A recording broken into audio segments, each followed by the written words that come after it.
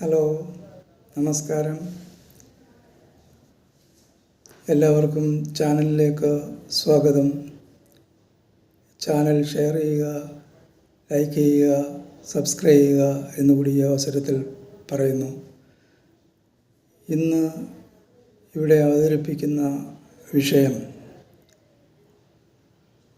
രോഗം വരാതിരിക്കുവാൻ നാം അനുഷ്ഠിക്കേണ്ട ചില ചര്യകളെക്കുറിച്ചാണ്. ചര്യ എന്ന് പറഞ്ഞാൽ നിത്യവും മരണം വരെയും നാം അനുഷ്ഠിച്ചു പോകേണ്ടുന്ന ചില പ്രവർത്തനങ്ങളാണ്. ദിനചര്യയുണ്ട്, വൃതിചര്യയുണ്ട്, അങ്ങനെ പല ചര്യകളുണ്ട്. ഇവിടെ ഒന്നാമതായി പറയുന്ന ഏകദേശം 8 കാര്യങ്ങളെക്കുറിച്ചാണ് ഇവിടെ പറയുന്നത്. ഒന്നാമത്തെ കാര്യം എന്ന് പറഞ്ഞാൽ നിത്യവും ഹിതവും മിതവുമായ ആഹാരവും വികാരവും ശീലിക്കണം. ആഹാരം അതുപോലെ തന്നെ വിഹാരം, ഇവ നമുക്ക് അനുയോജ്യമായ അവ നമ്മൾ നിത്യവും ശീലിക്കേണ്ടതാണ്. നിത്യവും ഈ ആഹാരവും വിഹാരങ്ങളും അനുഷ്ഠിക്കുന്നത് കൊണ്ട് നമ്മുടെ ശരീരത്തിൽ രോഗങ്ങൾ ഉണ്ടാവാതിരിക്കുവാനും നമ്മുടെ പ്രതിരോധ ശക്തി വർദ്ധിപ്പിക്കുവാനും കഴിയും എന്നുള്ളത് പഠനങ്ങളിൽ തെളിഞ്ഞിട്ടുള്ളതാണ്. രണ്ടാമത്തെ കാര്യം സമീക്ഷകാരി എന്ന് പറഞ്ഞാൽ കാര്യങ്ങൾ നല്ലവണ്ണം പഠിച്ച് നോക്കിക്കണ്ട് വേണം പ്രവർത്തിക്കേണ്ടത്. ഒരു ടാസ്ക് അല്ലെങ്കിൽ ഒരു പ്രവർത്തനം ചെയ്യേണ്ടതായി വന്നാൽ അതിനെക്കുറിച്ചുള്ള എല്ലാ കാര്യങ്ങളും, എല്ലാ വശങ്ങളും, വരും വരായികളെല്ലാം നമ്മൾ മനസ്സിലാക്കിയതിന് ശേഷം മാത്രമേ അങ്ങനെ ഒരു സംരംഭത്തിൽ ഏർപ്പെടാൻ പാടുള്ളൂ എന്നുള്ളതാണ്. മൂന്നാമത്തെ കാര്യം വിഷയേഷു അസക്തഃ. ഈ ലോകമെന്ന് പറയുന്നത് നൈമിഷികമാണ്. ഇത് നമുക്കൊരു സ്ഥിരമായ സങ്കേതമല്ല. ഈ സങ്കേതത്തിൽ നമ്മൾ ഒന്നിനും അതിയായ ആസക്തി നമുക്ക് പാടില്ല.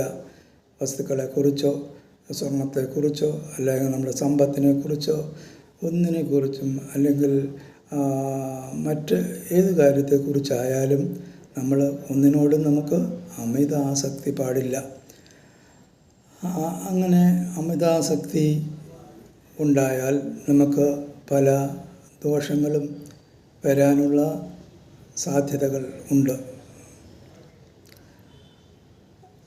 നാലാമത്തെ കാര്യം ദാതഃ. നമ്മൾ ഒരു ദാനം ചെയ്യുന്ന ആളായിരിക്കണം. ദാനം ചെയ്യുന്നത് കൊണ്ട് നമുക്ക് മാനസികമായും ശാരീരികമായും ഒക്കെ ഗുണം സിദ്ധിക്കുന്ന ഒരു കാര്യമാണ്. നമുക്ക് ഒരു സംതൃപ്തിയും ശാന്തിയും ഒക്കെ ഈ ദാനം ചെയ്യൽ നിന്നും, അതുപോലെ തന്നെ ഒരു പോസിറ്റീവ് എനർജി ദാനം വാങ്ങുന്ന ആളിൽ നിന്ന് നമുക്ക് കിട്ടും. അത് വളരെ ശ്രേഷ്ഠമായ കാര്യമാണ്. പിന്നെ അഞ്ചാമത്തെ കാര്യം സമഃ. നമ്മൾ എല്ലാവരെയും ഈക്വാലിറ്റി, എല്ലാവരെയും സമന്മാരായി കാണണം. മറ്റുള്ള എല്ലാ സഹജീവികളെയും സമന്മാരായി കണ്ട് മറ്റുള്ള ഉച്ചനീചത്വങ്ങൾ അല്ലെങ്കിൽ വർണ്ണ വിവേചനങ്ങൾ ഒന്നുമില്ലാതെ എല്ലാവരെയും ഒരുപോലെ കാണുന്ന ഒരു രീതിയാണ് സമ എന്ന് പറഞ്ഞിരിക്കുന്നത്. നമ്മുടെ ഇന്ത്യൻ ഭരണഘടനയുടെ ഒരു പ്രധാനപ്പെട്ട സംഗതി തന്നെ ഈക്വാലിറ്റിയാണ്. അപ്പോൾ അങ്ങനെ സമന്മാരായി കണ്ടെങ്കിൽ മാത്രമേ നമുക്ക് അടുത്ത സ്റ്റെപ്പിലേക്ക് കടക്കാൻ പറ്റുള്ളൂ. അതായത് യേശുക്രിസ്തു പറഞ്ഞതുപോലെ നിന്നെപ്പോലെ നിൻ്റെ അയൽക്കാരനെയും സ്നേഹിക്കുക എന്ന് പറഞ്ഞിരിക്കുന്നത് എന്ന അവസ്ഥയിലേക്ക് നമ്മൾ കടക്കണമെങ്കിൽ നമ്മൾ എല്ലാവരെയും സമന്മാരായി കാണണം. അഞ്ചാമത്തെ കാര്യം സമന്മാരായി കാണണം. ആറാമത്തെ കാര്യം സത്യപരഹ. നമ്മൾ എപ്പോഴും സത്യം മാത്രമേ പറയാവൂ. ആവശ്യമില്ലാതെ അസത്യങ്ങളും കിംവദന്തികളും കുശുമ്പും കുന്നാമയും മറ്റു കാര്യങ്ങളുമൊക്കെ പറഞ്ഞ് ജനങ്ങളെ കലുഷിതമാക്കുകയും മറ്റ് സാമൂഹികമായ പ്രശ്നങ്ങൾ ഉണ്ടാക്കുകയും ചെയ്യാതെ നമ്മൾ സത്യം മാത്രം പറഞ്ഞ് ശീലിക്കുക. അത് മനസ്സിനും സുഖം തരും, അതുപോലെ തന്നെ ആത്മാവിനും ബോഡിക്കും എല്ലാം വളരെ നല്ലതാണ്. പിന്നുള്ള ഒരു കാര്യം, ഏഴാമത്തെ കാര്യമെന്ന് പറഞ്ഞത് ക്ഷമവാൻ. നമ്മളെപ്പോഴും ക്ഷമയുള്ളവനായിരിക്കണം. അതായത് ഫോർഗീവർ. എല്ലാം തെറ്റുകുറ്റങ്ങളും മറ്റുള്ളവർ നമ്മളോട് ചെയ്താൽ അതൊക്കെ ക്ഷമിക്കുവാനും ടോളറേറ്റ് ചെയ്യുവാനുമുള്ള മനസാന്നിധ്യം നമുക്കുണ്ടാവണം. അങ്ങനെ ക്ഷമിക്കുമ്പോൾ അതിൽ നിന്ന് നമുക്ക് മനസ്സിനും ആത്മാവിനുമൊക്കെ സന്തോഷം ലഭിക്കും എന്നതുകൊണ്ടും ദോഷങ്ങൾ പ്രകോപിക്കാനുള്ള അവസരം ഇല്ലാത്തതുകൊണ്ടും ഇത് ആരോഗ്യത്തെ നിലനിർത്താൻ വളരെ നല്ലതാണ്. എട്ടാമത്തെ കാര്യം ആപ്തോപസേവി. ആപ്തോപസേവി എന്ന് പറഞ്ഞാൽ, ആപ്തൻ എന്ന് പറഞ്ഞാൽ രജോ ഗുണവും തമോ ഗുണവും എന്ന് പറയുന്നത് മനസ്സിൻ്റെ രണ്ട് ദൂഷ്യങ്ങളാണ്.